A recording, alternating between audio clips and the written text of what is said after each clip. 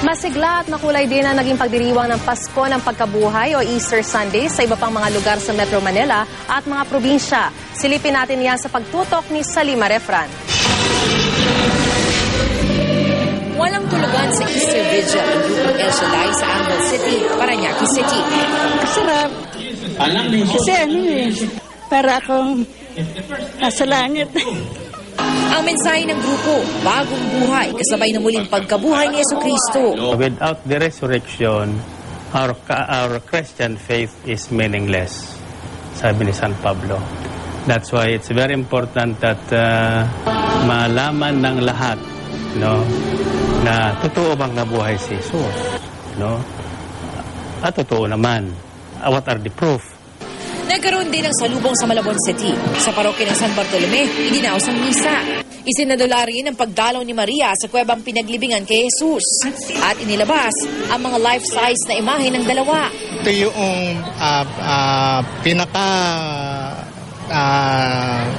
katapusan ng celebration ng Holy Week.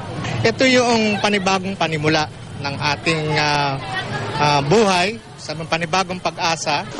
May magarbong fireworks display din. Isinabay naman sa vigil ang candle lighting sa La Immaculada Parish sa Malabon City din.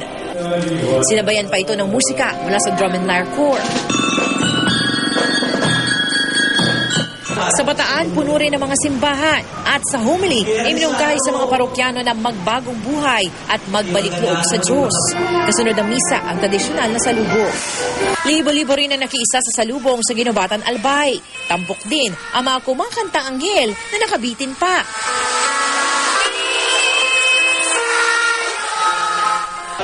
Sa Lipa City, Batangas, pinangunahan ni Lipa Archbishop Ramon Arguelles ang misa kasama ilang pari mula sa San Sebastian Cathedral. Daang-daan ang nanood sa salubong, sayawan at fireworks display. Mga bata naman ang nanguna sa salubong sa Lawag City, Ilocos Norte. Ang ilan sa kanila nakabihis anghel habang sumasayaw at kumakanta sa harap ng groto. Masigla rin ang naging pagsalubong sa Pasko ng Pagkabuhay sa Coronadal City, South Cotabato. Pansamantala namang sinara sa trapiko isang kalsada para sa posisyon.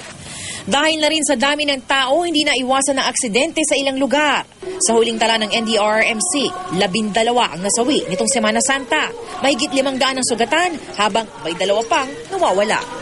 Salima Refran, nakatutok 24 oras.